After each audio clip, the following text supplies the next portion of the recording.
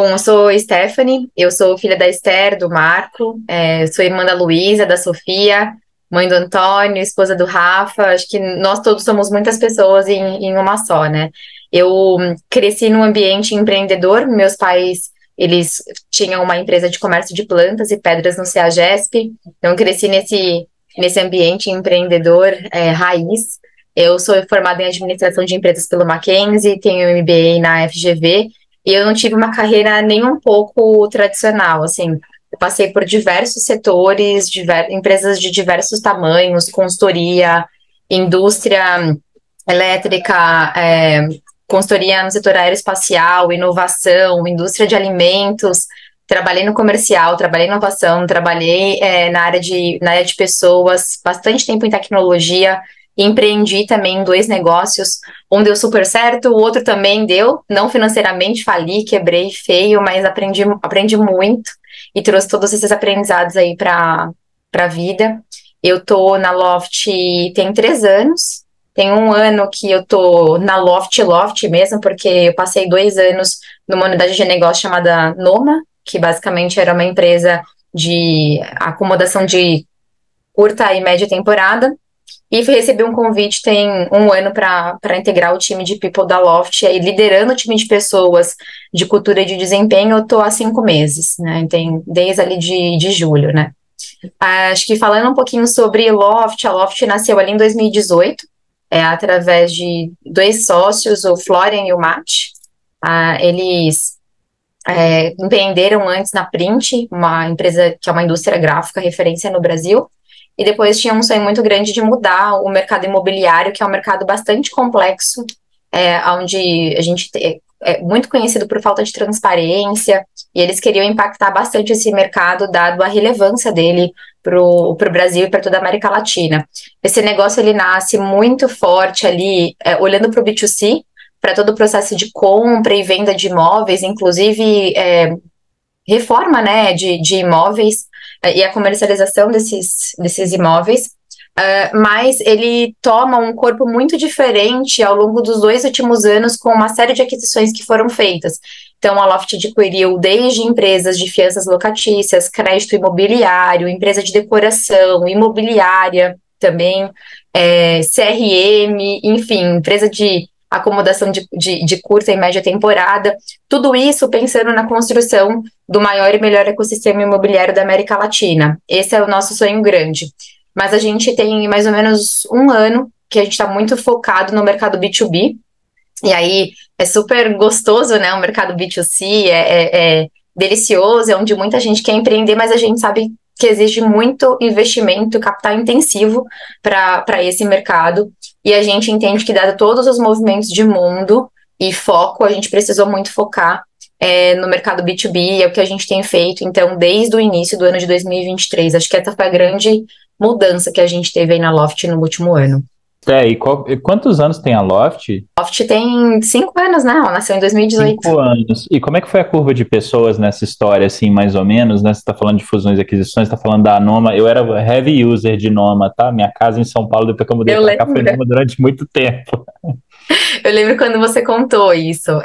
Enfim, acho que a gente teve um pico de gente ali em janeiro de 2022, quando a gente estava com aproximadamente 3 mil pessoas. Então, essas 3 mil pessoas eram de pelo menos 7 companhias, né? De Loft e todas as empresas adquiridas que eu falei para vocês. Então, ali foi o pico de pessoas. Foi quando a gente ainda estava num mood muito descentralizado. A gente estava adquirindo companhias que faziam muito sentido para a gente, porque o portfólio de produtos e serviços ele era bastante complementar, mas a gente ainda não tinha feito nenhum tipo de integração, não tinha olhado no sentido de otimização de custos, otimização de processos, nada disso. A gente então teve um pico ali, e aí no ano de 2022 a gente começou um processo mais de identificação de sinergias, de integração, e aí a gente foi basicamente olhando para as oportunidades e reduzindo bastante esse quadro de pessoas. E aí também passou por toda a conjuntura de mundo que a gente vivenciou, né? Não só a Loft, mas todas as startups do mundo. Agora, essa decisão, assim, porque foi um monte de empresa que foi entrando, né? Você falou que foram 7, mas a decisão de não integrar, ela foi da estratégia ou ela foi circunstancial? Como é que era essa discussão, assim? Uhum. Eu acho que tem as duas coisas, tá, Dani? Eu vou falar muito do que eu sei também pelo tempo que eu tô na companhia. Acho que tiveram os dois olhares. Tinham empresas que a gente, por exemplo, claramente não queria integrar. Então, a Noma, aonde eu estava, o todo direcional, desde o momento que eu cheguei, foi: Sté, a gente está inclusive trazendo uma pessoa mais sênior aqui de pessoas, porque a gente quer que a Noma tenha total independência para dar celeridade na tomada de decisão, para fazer os movimentos que vocês acreditam que tem que fazer. E a gente não quer impactar o dia a dia de vocês. Então, basicamente, o que a gente fazia era meio que uma prestação de contas para o board, que era formado naquele momento pelo Florian, pelo Chris, pelo Matt. Então, uma vez por mês, a gente levava ali o nosso plano, como que a gente estava, se a gente estava alcançando ou não os nossos KPIs. Basicamente, era assim que a banda tocava. Mas a gente tem negócios, por exemplo, negócio que tinha mais a ver com o nosso produto core, crédito imobiliário. Aí, essas empresas, elas foram integradas. Tinham outro nível de integração. Então, eu acho que tinham os dois cenários que aconteciam em paralelo. Dependia muito do negócio que a gente estava vivenciando e do quanto concorria em atenção daquele produto que era o produto core no momento. Ah, legal. Então, se eu fizer esses dois recortes para ver se eu entendi bem, um é o seguinte, cara, eu vou deixar a empresa livre porque ela não é exatamente a mesma, não tem exatamente a mesma característica do meu produto principal, eu deixo ela solta, eu dou autonomia para esse negócio aqui crescer, inovar, né? E só me dá notícia de como estão as coisas, né? Tem alguma governança mais solta. A outra não. Poxa, isso aqui tem uma mega sinergia com o que eu já estou fazendo, isso aqui até vai concorrer se eu deixar separado, é melhor juntar desde o começo. Eu É entendi isso. dessa forma. É isso? É Legal. exatamente isso. Exatamente isso. E estava total conectado com o produto que estava sendo foco naquele momento. E como é que, bom, você veio de uma que foi integrada depois, né? Você veio da Noma. Como é que é o sentimento de quem está na Noma, assim, de, poxa, qual que é a cabeça de autonomia versus o receio ou a vontade de ser incorporada pela nave mãe? Como é que fica esse sentimento com o time, assim, principalmente? Sim. Ele é bem ambíguo, né, na verdade, porque o que aconteceu? A gente tinham vários sentimentos na realidade, assim. Então, a gente tinha um líder, que era um líder muito comprado com a companhia, que era dono da Noma. Ele foi adquirido, né? Então, a companhia dele, que se chamava O Hotel, foi adquirida. Ele veio para Loft como um sócio de uma empresa adquirida, mas ele em nenhum momento tinha uma cabeça de virar Loft. Ele entendia que poderia ser um movimento natural, se dentro da estratégia como um todo, em algum momento fizesse sentido. Então, ele estava muito mais preocupado em entregar o que ele tinha se proposto a entregar com os sócios dele, com o Florian, com o Matt, com o Chris. Então, ele não tornava essa uma demanda para essa liderança. Ele sabia qual era o job dele, o que ele tinha que entregar e qual que era a participação que a Noma tinha que ter no PNL daquele grupo como um todo e impulsionando o negócio. E eu acho que isso fez bastante diferença. Acho que se você tivesse um líder ali que ficasse a todo momento olhando para a grama do vizinho, acho que ele ia despertar esse sentimento nas pessoas que estavam com ele, mas a postura não era a dele. Então ele ficava muito falando, gente, o nosso job é esse, o nosso objetivo é esse, é aqui que a gente gera valor. E eu acho que ele também conseguia mostrar o valor do time Noma para essas lideranças sêniores. Então, a gente tinha a nossa exposição, a gente participava, enquanto líderes sêniores daquela organização, das reuniões de board, levava os KPIs, ele dava muito espaço para a turma como um todo. Mas tinha uma parte do time que comparava benefícios, comparava rituais, e aí o que a gente fazia era muito compreender o que a gente queria enquanto companhia. Eu quero, por exemplo, facilitar a troca de talentos entre as empresas do grupo. Se eu quero, eu preciso ter um ritual, né, um processo de avaliação de desempenho muito semelhante, para eu estipular o que é talento, o que é potencial, enfim, dentro daquele mesmo pacote, né? Eu quero facilitar a comunicação entre liderança, eu preciso de um programa minimamente alinhado, de valores minimamente alinhados. Então, acho que enquanto time a gente se mantinha também muito conectado com o time Loft de People para entender para onde o time estava indo e a gente conseguir construir os nossos processos com autonomia, mas não completamente descolados, porque esse fluxo de talentos ele acontecia de uma maneira muito fluida, facilitados pelos processos que ajudavam a gente ali na retaguarda, sabe? E é engraçado, assim, né? Por uma ótica de talentos, pela ótica das pessoas, você tá num grupo maior é melhor, né? Você tem mais oportunidade, você tem mais mobilidade, querendo ou não, hoje isso é super relevante para as pessoas, né? Você vê que, como estratégia de retenção, você tem mobilidade de talentos, sua vida facilita, né? E esse é até meio óbvio.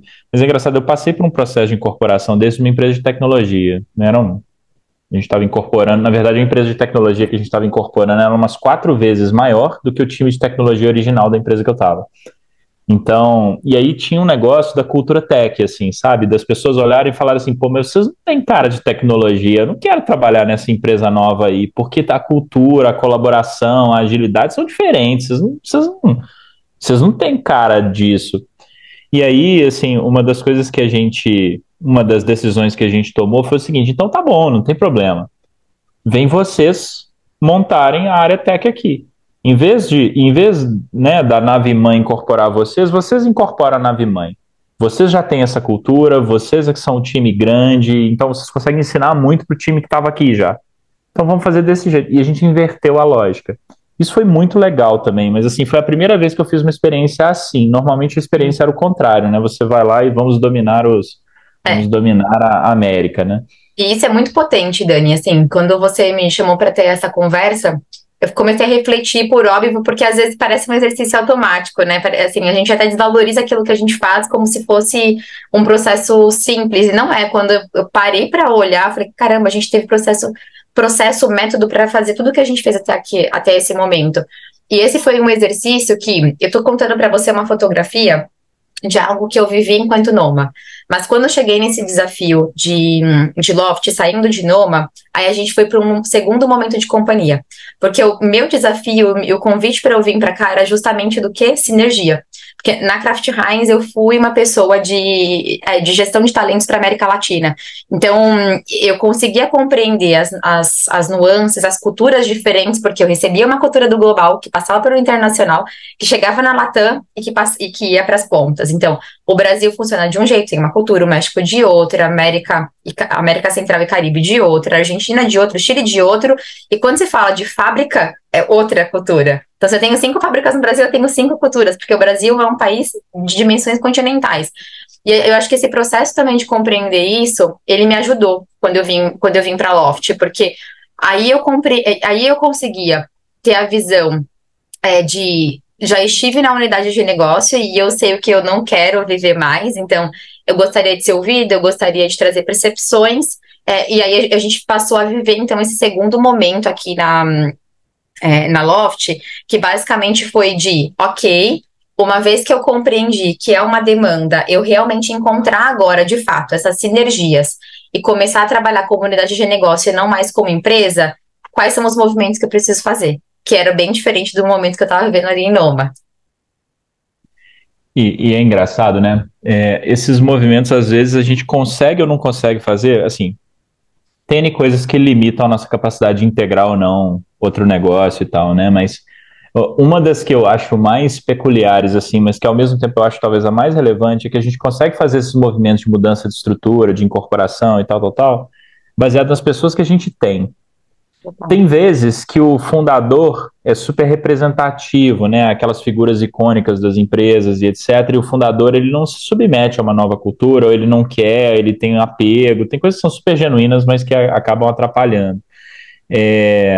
Então, às vezes, tem essa situação. Outra situação que às vezes acontece é que, poxa, a pessoa que liderava um determinado negócio, ou as pessoas que permaneceram no negócio, não tem característica de tocar uma unidade de negócio, né? E aí você não consegue mudar a estrutura.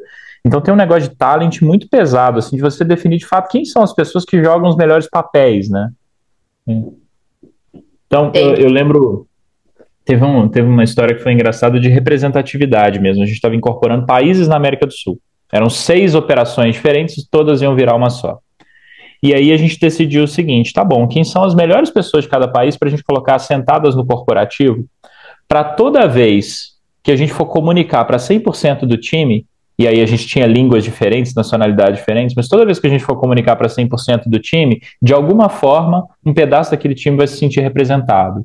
Então a gente garantia que tinha argentino, que tinha boliviano, que tinha brasileiro e tal, tal, tal, e a gente tinha uma regrinha lá na época que era cada um fala na sua língua. Uhum. Fala na língua que você se sentir mais confortável em falar. E aí, querendo ou não, todo mundo se via em algum momento, sabe, na agenda do negócio, assim, que fazendo paralelo, você pode fazer isso sobre empresas, não precisa ser de países, né? Exato, Mas exatamente. Mas eu acho que é uma ótima forma, né? Quando você se enxerga naquele processo, naquele ritual, você vê a tua galera ali, aí você se sente representado. Agora, se você entra num ritual onde você não conhece ninguém, é muito difícil, né? Você querer fazer parte daquele clubinho. é, E eu acho que esse processo que tu tá narrando, a gente fez aqui, nessa segunda onda, que começou esse ano, que foi muito o seguinte: compreender com a minha liderança, então com o meu C-Level, quais eram os níveis de integração que a gente gostaria de ir, e aí fazer isso muito amarrado com o movimento de marca também. Nós queremos ser o quê? Uma única marca? A gente quer ser reconhecido como uma única marca, uma única cultura? Então a gente está fazendo agora esse movimento juntos, assim, inclusive de lançar uma nova marca com uma nova cultura, com uma cultura, na verdade, não uma nova cultura, mas uma cultura redesenhada, que abraça o que as outras companhias têm de positivo também, porque o que você falou foi super relevante, assim, eu não quero, a gente não queria fazer nenhum movimento impositivo, assim, de tá aqui, esses são os processos, essas são as regras, esses são os rituais, muito pelo contrário. O que a gente fez foi, primeiro, identificar se o líder daquela companhia era um líder comprado ou não com esse movimento. Então, eu basicamente plotava eles numa matriz e falava: esse cara aqui é menos comprado, esse aqui é mais comprado. E por que que ele é menos ou mais comprado? A gente sentou com ele e falou: cara, a gente precisa de você nesse movimento. Não vai sair se a Stephanie empurrar. Você é o influenciador, por exemplo, uma das companhias existe há 15 anos. A Loft existe há 5. Então, assim, já existe uma cultura enraizada ali. E aí, uma vez que a gente sentou com esse fundador e mostrou a importância dele como influenciador desse ecossistema, a gente também sensibilizou ele e falou: você é importante para esse movimento. Então, todo o movimento que a gente fez, ele foi junto com os fundadores e com os influenciadores. E esses influenciadores, eles estão em todos os níveis da organização. A gente não fez esse movimento só a partir da liderança.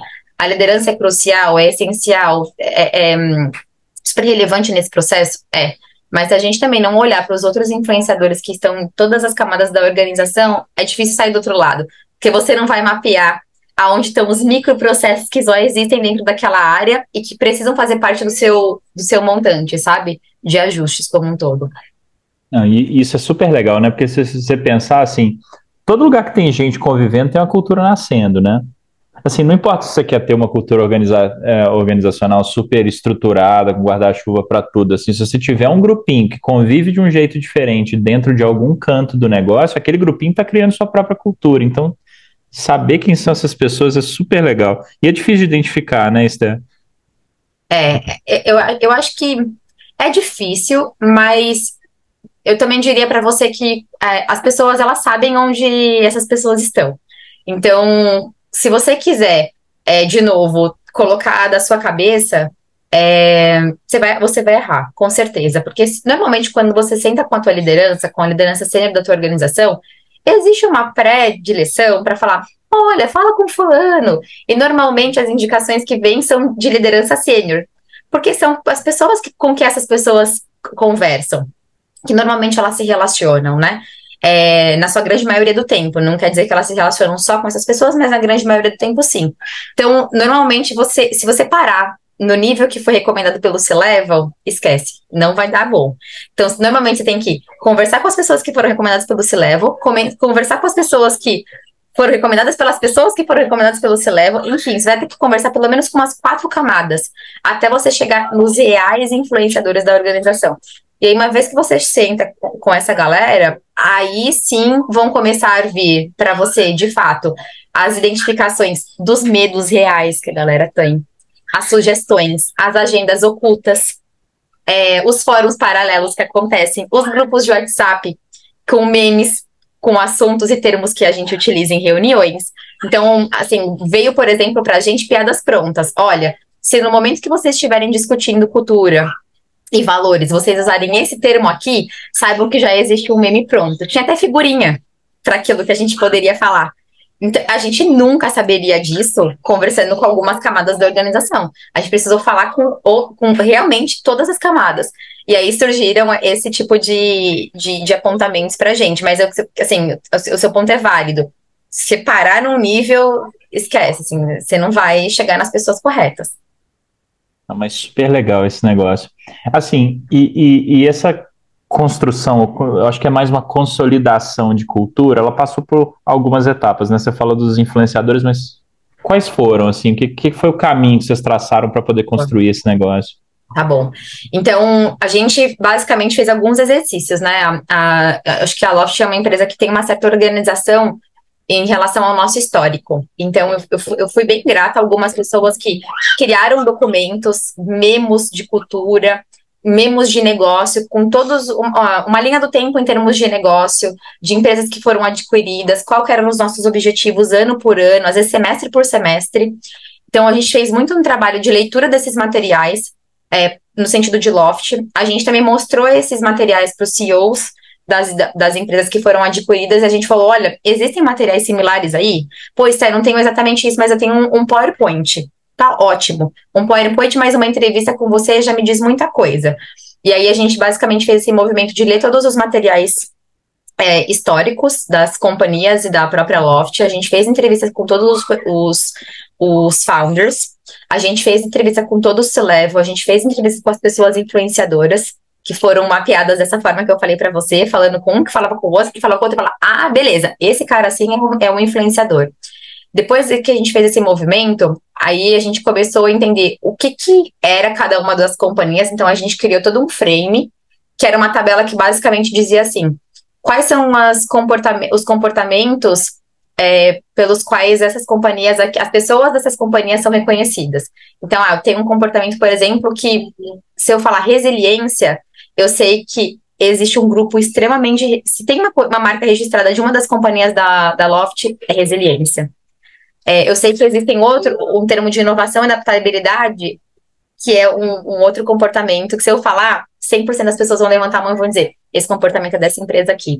Então, a gente fez esse raio-x, validou com as pessoas influenciadoras. Depois de validar com as pessoas influenciadoras, a gente foi para o C-Level. O C-Level olhou e falou, nossa, parece que a gente está com uma bola de cristal aqui. Não é bola de cristal, é ouvir as pessoas e chegar nas pessoas corretas.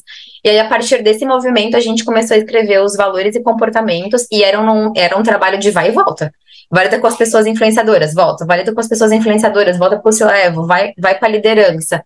E, de novo, em vários níveis da organização. Depois, a gente aproveitou um fórum existente, que era um fórum com a liderança, validamos, e a gente colocou, assim, os receios todos na sala. Então, a gente está indo aqui com esses comportamentos e com esses valores. Olha, isso aqui é muito claro que não tem um farol, não está tão vivo hoje na nossa cultura, mas a gente entende que é um elemento super relevante para o futuro. Vocês, como liderança sênior, vão dar luz para isso aqui? Se comprometem com esse tema em específico? Aí era aquela discussão intensa. Sim, a gente se compromete, a gente entende o valor e a gente se compromete e vai ter um plano consistente para avançar. Então, a partir desses compromissos todos que foram feitos ali com aquelas pessoas, aí a gente começou os cascateamentos. E a gente está hoje nesse momento de cascateamento e no momento também de olhar para todos os outros subsistemas de people e processos que a gente precisa impactar. Então, avaliações de desempenho, pesquisas de clima, pesquisas de engajamento, estratégia de treinamento e desenvolvimento, enfim, programa de lideranças, tudo isso, e explicando para as pessoas o efeito daquilo que elas mesmas ajudaram a criar. Então, se a gente fala, por exemplo, sobre colaboração, eu não posso ter um processo de avaliação de desempenho que olha só no aspecto do indivíduo. Cadê a colaboração disso? E aí vamos, de novo, explicando com muito propósito para elas aquilo que precisa se conectar. E você falou um negócio que eu até anotei aqui no celular para voltar nele depois, mas cultura tem muito do que é vivido, que é sentido, então quer dizer, poxa, a gente vê que tem esses valores que eles de alguma forma, eles estão representados aqui no grupo, mas tem um pouco de projeção de intenção, né, de assim, poxa, o que a gente quer ser também, né, e sei lá, não sei se tem uma proporção mágica, mas 80-20, 90-10, 95-5, não importa, mas assim, tem esse negócio de você colocar um elemento de movimento, né, assim, eu tô botando isso aqui porque a gente vai perseguir isso aqui também, isso aqui a gente ainda não é desafiador fazer isso, né? Porque, assim, você se propõe a ser uma coisa que você não é em termos de comportamento, quando você não identifica isso na organização, né? Você fala, poxa, colaboração, que seja, qualquer um. Você olha para o negócio e fala, a gente não é assim, mas a gente está se comprometendo a ser, Cara, isso é uma mudança difícil. Eu fico pensando assim, no nosso nível individual, a gente já é assim, né? Ah, eu vou virar uma pessoa atlética. Eu vou virar uma pessoa que se alimenta bem. E eu tenho que moldar toda a minha vida para isso. Você fazer isso em grupo é mais difícil ainda, né? É, é assim. Mas eu vou te dar, se tudo bem pra você, eu consigo já trazer aspectos, elementos aqui pra explicar isso no detalhe. É, a gente tá olhando acho que tem duas coisas que são cruciais nesse redesenho da nossa cultura. Um é o olhar para resultado.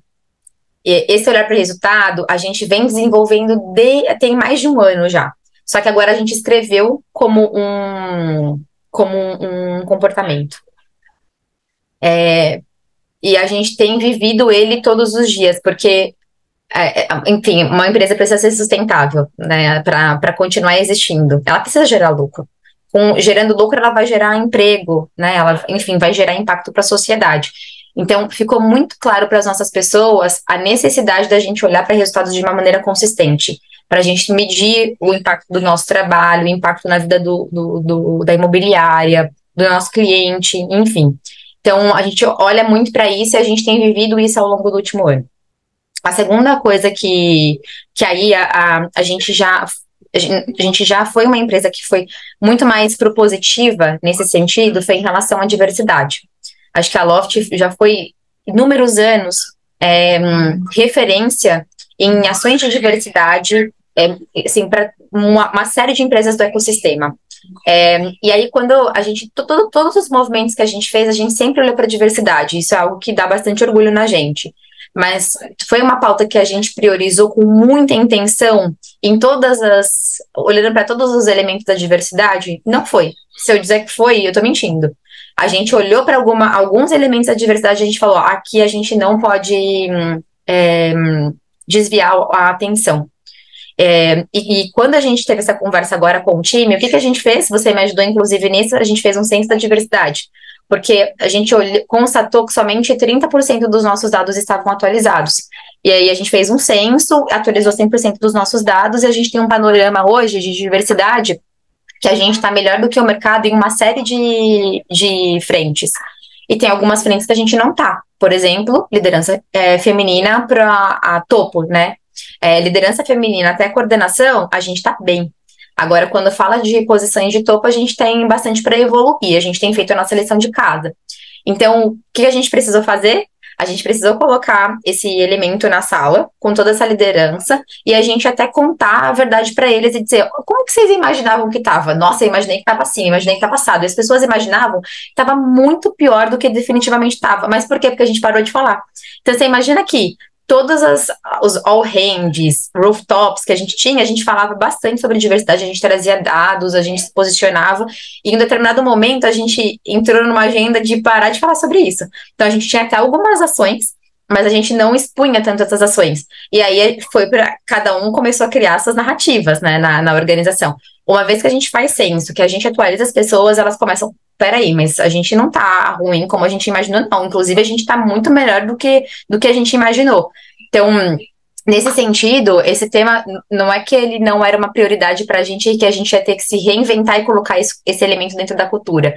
Mas era assim, vamos repactuar de que isso aqui é importante, de que é um elemento super relevante para a gente continuar crescendo e para a gente gerar impacto na sociedade que a gente está inserido. E aí, a partir dessa ótica, o time falou: legal, a gente não está reinventando a roda e nem está fazendo nenhum compromisso que a gente não consiga se comprometer e ter orgulho dele. Então, a gente precisou fazer esse trabalho de casa antes. Agora, cultura é medir também, né? Esse exemplo de diversidade, ele é super relevante, assim, porque eu acho que ele serve para várias coisas. Poxa, uma cultura legal é legal quando você consegue encostar, né? Quando você tem algum nível de materialidade. Então não adianta dizer que você é diverso se você não tem os números. Não adianta você dizer que você é focado em resultados se você não vê número nenhum em reunião nenhuma, em discussão nenhuma. Não adianta dizer que você inspira lideranças ou forma liderança se você não vê nenhuma agenda de formação de liderança. Quer dizer, essas coisas elas têm que estar latentes, né? Esse talvez seja o 95 ou 90 que tem que existir, né? Senão a cultura não para de pé de jeito nenhum. Tem outras coisas que vocês medem, outras coisas que vocês estão acompanhando, assim, o exemplo de diversidade eu achei super legal, de resultado eu achei também, mas como é que materializa isso agora para as pessoas, para elas começarem a entender? Porque uma coisa é você ir para a liderança e falar isso, outra coisa é você descer o discurso, né? Legal. Boa. Eu acho que tem alguns exemplos, né? Então, o que que a gente decidiu fazer, já ajustar em termos de processos e de rituais?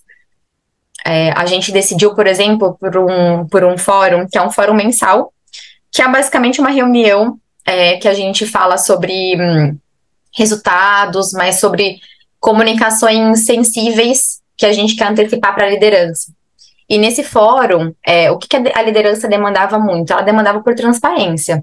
Eu quero saber como está a situação de caixa da companhia, eu quero saber como está a situação de EBITDA da companhia. Eu quero saber por que que a gente não está priorizando funcionalidade X do produto Y em detrimento de outra coisa.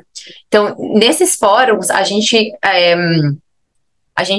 decidiu ser extremamente transparente e a gente vem basicamente fazendo pesquisa. Termina o fórum, a gente faz. O que que a gente faz? A gente manda um material pocket para as lideranças que estavam naquele fórum e a gente fala: tá aqui, essas são as top 5 mensagens que a gente quer que vocês repliquem. Com esse tom de voz, essas são as mensagens, tá aqui o material.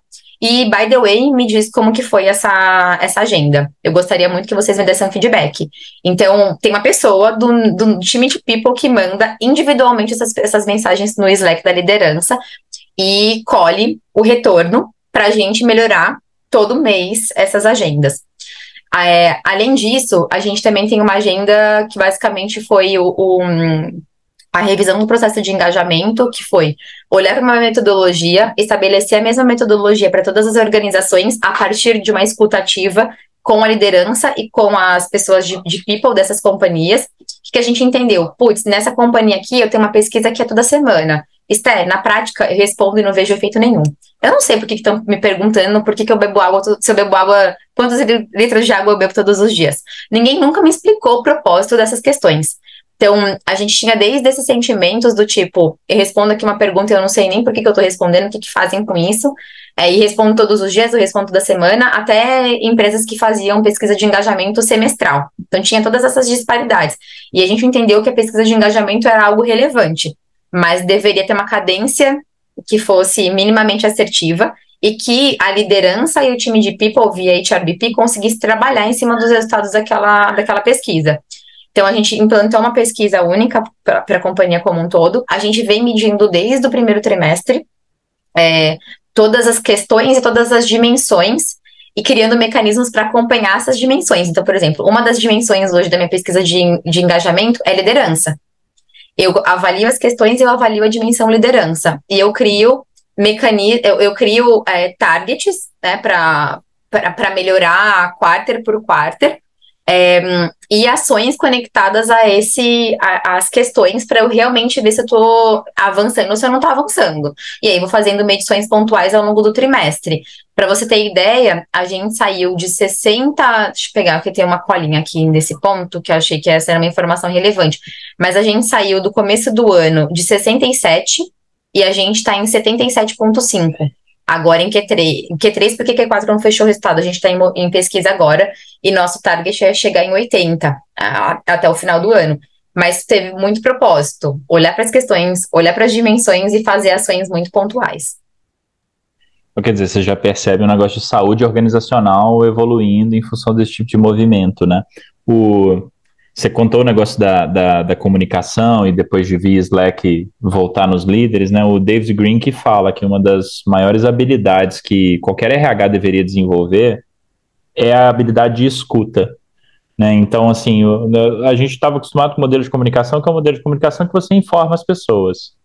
Agora, você evoluir para um modelo de comunicação em que o seu processo é um diálogo, e aí a gente está falando de diálogo para milhares de pessoas, cara, é muito sensacional, né? Assim, porque a riqueza da informação que você recebe, a qualidade daquilo que você consolida na cabeça das pessoas é muito forte, né? Então, super bacana o exemplo que você deu. E tem uns processos que assim, você tem que unificar para tudo, né? Não adianta você ficar tratando diferente. Eu entendi que vocês estão fazendo isso com clima, engajamento, vocês estão fazendo isso com liderança, avaliação. Tem algumas coisas que não abrem mão, você faz de uma vez só para todo mundo, né? O que seria Isso. isso? O que que a gente está fazendo? Então, acho que engajamento foi o exemplo. O outro exemplo que a gente fez também foi a avaliação de desempenho. O que que a gente entendeu? De novo, cada uma das empresas. Tinha empresa que nem tinha, a maioria nem tinha avaliação de desempenho, e tinha empresa que tinha uma avaliação, mas não tinha um processo robusto por trás. Então, por que que eu faço uma avaliação de desempenho? As pessoas nem entendiam por que que elas faziam avaliação de desempenho. E aí a gente sentou com as lideranças, ouviu a visão das lideranças, explicou para eles por que que a avaliação de desempenho era importante. Cara, eu não quero colocar rótulo em ninguém, eu não quero colocar um carimbo em ninguém. Eu quero compreender aquela população no nível indivíduo, eu quero compreender a população no nível organizacional, e eu quero minimamente criar plano para as pessoas se desenvolverem e criar pista para elas. E eu acho que uma vez que a gente é sincero com a liderança, aí ela engaja, aí ela começa a ver valor e abrir a agenda dela para contribuir e para se envolver naquela agenda. Então, na primeira vez que a gente fez, por exemplo, essa agenda, como que ela era só para Loft? Ela era uma agenda semestral. E era uma agenda que a gente fazia basicamente o ciclo de Nine Box 2 vezes por ano. O que que a gente viu? Poxa, legal, tem boas intenções em fazer esse movimento 2 vezes por ano, mas hoje eu tenho uma companhia que precisa evoluir no nível coletivo, né? Eu não posso olhar mais só para parte da minha população, preciso olhar para 100% da minha população. Enquanto área de pessoas, eu consigo fazer esse movimento 2 vezes por ano? Não, eu não consigo. Eu não tenho recurso para fazer isso. Enquanto liderança, a liderança está cheia de coisa na cabeça, está cheia de prioridade, está sendo demandado. A liderança tem banda mental para fazer isso 2 vezes por ano? Não. Qual é o propósito de eu manter isso por ano? É para inglês ver? Então acabou. Então corta. Ponto. Para. Então, acho que a gente ganhou a liderança quando a gente fez esse movimento, porque a liderança falou, tá bom, eles estão minimamente bem intencionados, e aí acho que o nosso potinho da confiança, ele cresceu. Uma vez que cresceu, volta para aquilo que você falou, a gente chamou de novo influenciadores dessas áreas, apresentou o que a gente estava prevendo fazer, criar, então, 3 encontros no ano, aonde um encontro é para falar, que é o primeiro encontro, é basicamente para falar sobre objetivos do ano. O que você quer para o teu ano? Aonde você, enquanto ser humano, quer se desenvolver? E quais são os seus objetivos entregáveis do ano? Esse era o primeiro encontro. O segundo encontro era justamente para fazer feedback. Cara, onde você tá mandando bem, onde você não tá, e você também conseguir dar um feedback estruturado para tua liderança. É claro que a gente influencia e pede para as pessoas fazerem um feedback fluido, não guardar no coração, fazer isso de uma maneira mais fluida. Mas existem momentos que é preciso um feedback mais estruturado, plano de desenvolvimento, etc. Então a gente tem esse momento. E por último, no final do ano, é quando a gente faz uma 360. E aí, basicamente, revisita os planos de desenvolvimento, pensa no futuro, pensa em movimentações, enfim. Então, acho que simplificar esse processo, as conversas, criar template e treinar a liderança, Dani. Acho que isso foi essencial também. O que a gente ouvia? Estel, o movimento não é nem tão pesado, mas eu preciso entender o porquê que eu tô fazendo esse movimento. Qual que é o objetivo? E eu, como líder, preciso me sentir preparado. Então, esse foi um movimento que a gente também conseguiu centralizar, né, e criar uma única versão para a companhia como um todo. E para onde a gente não conseguiu implementar, a gente sentou com a liderança, falou, a gente não vai implementar na tua área em específico. Por quê? Porque a tua área roda de uma outra forma e a gente quer fazer bench, quer te ouvir e quer criar algo decente para você, algo que você vê valor. E a liderança falou, tá bom, não tem problema nenhum. Para essas 100 pessoas aqui, eu não vou seguir esse processo, eu posso fazer isso? Pode. A gente também deu carta branca para a pessoa seguir, porque não destoava muito daquilo que a gente fazia, e era algo que ela sentia que ela via valor. Então, para esse público, a minha agenda vai ser para 2024, mas pelo menos eu já ganhei aquele líder, de que eu não embarrerei a vida dele, e ele vai ter aprendido com o processo dele, vai me ensinar muita coisa que deu certo e que não deu certo, entendeu? Então isso a gente mudou, assim como a gente também centralizou folha de pagamento num fornecedor, a gente também centralizou a administração de benefícios. Hoje a gente consegue ver o benefício de todas as companhias por região, quanto que tem, quanto que não tem, qual que é o plano de saúde, tem beneficiário, não tem dependente, não tem, quanto custa. Então, esse tipo de coisa a gente conseguiu priorizar e tocar, mas ainda tem bastante coisa para revisitar. Assim, o que eu mais estou levando é esse negócio do diálogo que vocês estão promovendo e a forma como vocês estão envolvendo as pessoas, né? Gente, vocês têm alguma pergunta? Eu coloquei no chat aqui, não sei se surgiu alguma dúvida, ninguém mandou nada aqui, mas vocês fiquem à vontade, tá? Pode levantar a mão, abrir microfone, o que vocês acharem melhor. E enquanto isso, Sté, que são os erros e acertos, assim, dicas que você deixa para as pessoas? Tipo, ó, isso aqui faça, isso aqui eu acho que é melhor evitar.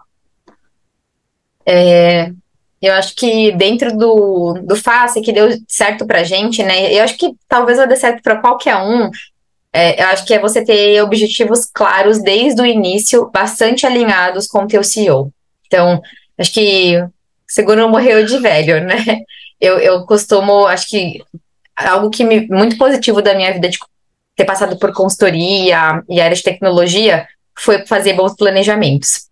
Eu acho que não custa nada você minimamente abrir um arquivo, ouvir o que está na cabeça, né, da tua liderança, ter datas, um cronograma muito claro, falar de papéis e responsabilidades, envolver as pessoas, assim, fazer um kickoff, contar o objetivo para todo mundo.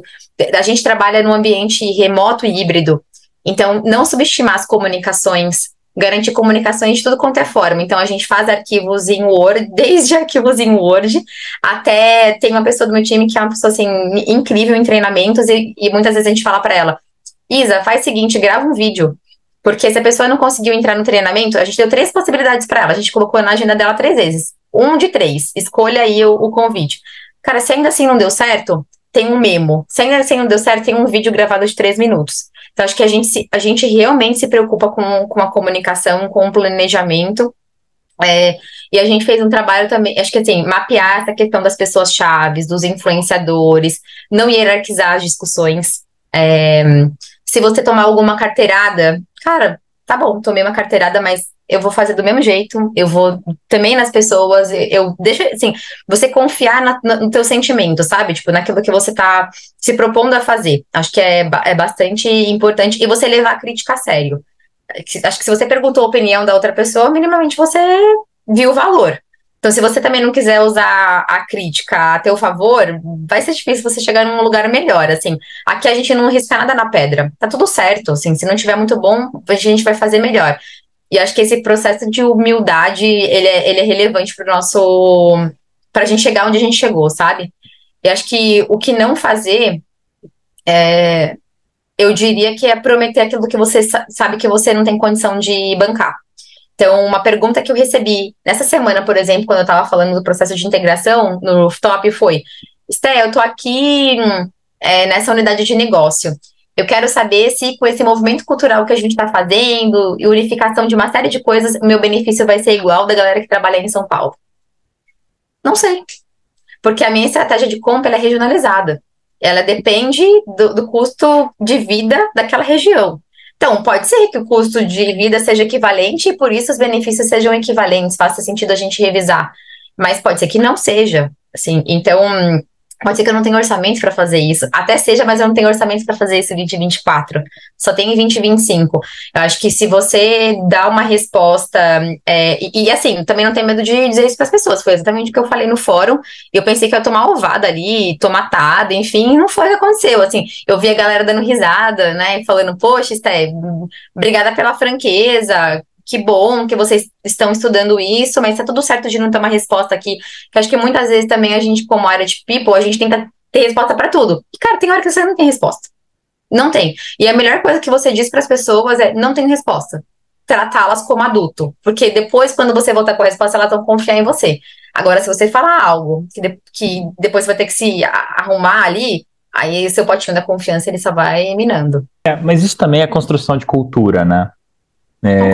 Então, você falou mais cedo, né? Você falou, poxa, mas a gente tem que dar resultado. A gente está incorporando o negócio do resultado porque isso tem a ver com a saúde do negócio e etc.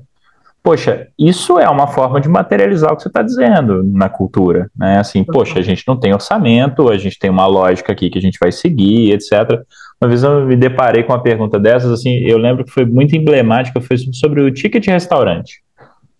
A gente estava no meio da pandemia e tinha esses all hands assim, que abria para pergunta no final, então me perguntaram porque a inflação dos alimentos, e aí deram o exemplo do tomate, da cenoura, da carne, do não sei o que, do leite, que estava em XPTO% em alta.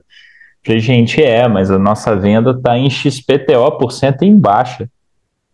E a gente não consegue equacionar essas duas coisas. Então, dentro da nossa lista de prioridades, essas aqui estão, e essas a gente vai caminhar, essas aqui não estão. Então, se tem um assunto que não está, é esse. E engraçado que isso reverberou de uma forma muito positiva, e as pessoas me procuraram depois para falar assim, Dani, eu tenho uma sugestão sobre esse assunto, assim. Por que a gente, então, já que a inflação está alta e não sei o que, tal, mas isso estava começando a pandemia, por que a gente não reverte isso para benefício de supermercado, né? Vale alimentação e não refeição, né? Na época não tinha essa coisa de flexibilidade toda Uhum. que tem agora. Estou falando de 3, 4 anos atrás em que você não tinha isso para todo mundo. E deram essa sugestão e a gente mudou. E a própria pessoa que fez a pergunta falou: Nossa, que bacana que resolveu. Eu falei: Tá vendo como é que é bom perguntar? Às vezes a gente não recebe a resposta que a gente queria, mas às vezes surgem outras respostas, surgem outras discussões que não estavam na mesa e que de repente resolvem o problema de todo mundo. Eu gosto Então, muito disso, Dani. Eu costumo deixar isso muito claro para o time. Teve um fórum, fizeram uma pergunta também super capciosa, e aí uma das pessoas que estavam ali no fórum se incomodou muito, assim, e depois me procurou e falou, nossa, mas por que fazer uma pergunta dessa? Não era ambiente, poderia facilmente ter procurado a gente, feito a pergunta no paralelo, dado a chance da gente pensar melhor. Cara, não tem problema nenhum. Eu acho que é melhor a pessoa fazer a pergunta num fórum público, dar a oportunidade da gente refletir, responder se sim, se não, talvez, vou pensar, vou fazer conta, vou me planejar, do que isso ficar no imaginativo de cada um criando a sua narrativa e espalhando nos corredores, né? Porque que acontece super. E aí, quando você vê, existe uma fofoca generalizada sobre algo que nunca foi falado, nunca foi tomada decisão. É. E resiliência é isso, né? Você constrói desse jeito, você joga a pedra lá na frente, você dá a direção que todo mundo vai, mas você não precisa dar todas as ferramentas que você vai usar para chegar lá. Então deixa as pessoas discutirem, deixa as pessoas acharem os caminhos juntas, né? Sim. Super legal. Bom, gente, a gente vai chegando no final aqui em respeito ao tempo de todo mundo e tudo mais, mas queria ver se de fato não tem nenhuma pergunta, não tem nenhuma dúvida antes da gente encerrar. Mas de qualquer forma, eu já vou colocando enquanto, se vocês forem mandar alguma pergunta no chat, eu levantando a mão. Enquanto isso, eu vou deixando os meus agradecimentos de novo aqui. Isso é papo super legal, mega inspirador, assim, uma aula. Anotei várias coisas. Eu tenho uma maniazinha de um bloquinho de nota aqui que eu vou fazendo, vou anotando as coisas que a pessoa vai falando, na medida que eu consigo prestar atenção ao mesmo tempo. Mas super aula de gestão de mudança, de humanização de liderança, de transformação e consolidação de cultura, assim, muito bacana, e de um case que, reconhecidamente, é um case de sucesso no Brasil, então saber que é um case de sucesso de negócio ao mesmo tempo que está se tornando um case de sucesso de pessoas, assim, é muito bacana, assim, super parabéns e super obrigado pela generosidade. Eu fico super feliz de ter contribuído também cara, deixo as portas mega abertas, você sabe disso, né? Nenhuma frase pronta aqui. Eu tenho prazer em contribuir para o ecossistema. Uma das coisas que sempre me perguntam, né? Esther, por que você saiu da indústria para vir para uma companhia menor, né? De novo, assim, eu acho que é muito isso. Acho que é muita contribuição que a gente pode dar para o ecossistema como um todo. Eu fico feliz, genuinamente feliz quando eu vejo que valeu a pena. Acho que tem coisas que, né, valem a pena para tua cultura, para tua organização, tem coisas que não valem, mas acho que só de ter essa oportunidade também de compartilhar um pouquinho do que a gente está vivendo aqui, eu fico super, super grata. E tem muita coisa para acontecer ainda, então eu vou te atualizando também dos movimentos que a gente vai vivenciando e você vai atualizando a turma também. Legal, muito bem, brigadinho, ó, comentário aqui da Camila, ó, dicas de ouro, muito massa. E é isso, e a gente pega essa gravação, disponibiliza para as pessoas, quando tiver no YouTube eu te aviso também, Tá bom. e a gente vai conversando. Tá bom. Gente, obrigado, boa noite, descansem, quartou, e a gente se vê por aí. Obrigadão, pessoal. Tchau, tchau. Até mais. Tchau, tchau.